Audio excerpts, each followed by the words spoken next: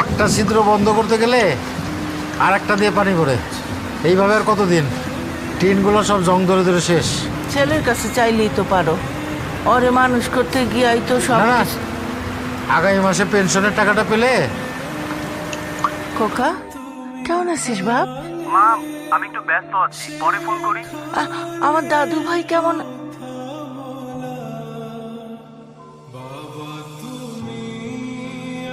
কেটে দিল। সন্তান বড় হলে পর হয়ে যায়।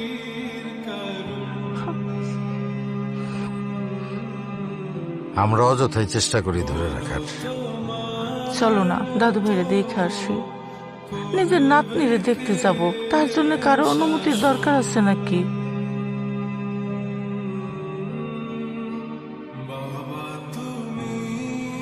চলো চলো চলো চলো। দাদু ভাই কেমন আছেন আব্বা? থাক থাক, বেঁচে থাকো মা। বাড়িটা খুব সুন্দর, ব্যবসা ভালোই চলছে না? আমার বাড়ি তোমাদের পছন্দ হয়েছে? শোভনের বাড়ি তোমার পছন্দ হয়েছে? চলুন বাবা, ফ্রেশ হয়ে নিন। আসো। চলো চল। দাদু ভাই। বাবা সাবধানে, হ্যাঁ, পড়ে যাবে তো। ও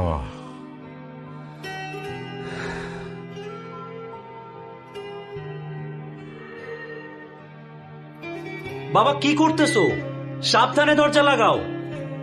বাবা, আমার এই বাড়ির সমস্ত কিছুই অনেক দামি, তাই একটু সাবধানে।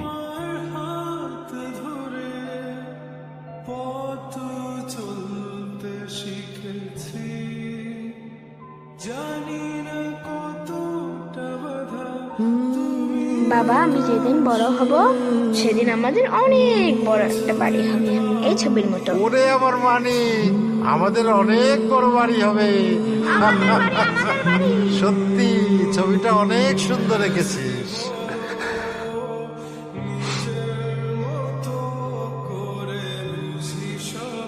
অনেক দিন তো হলো।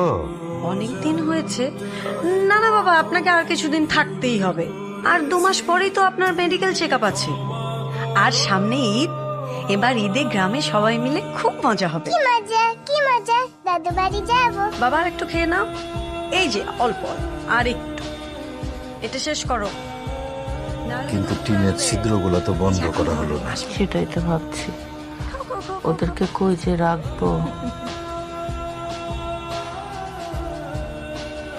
তুমি আমার আকাশ, আমি তোমার ছায়া, যা কিছু আমার বাবা, সবই তো আমাদের বাড়ি। তোমার দেয়া।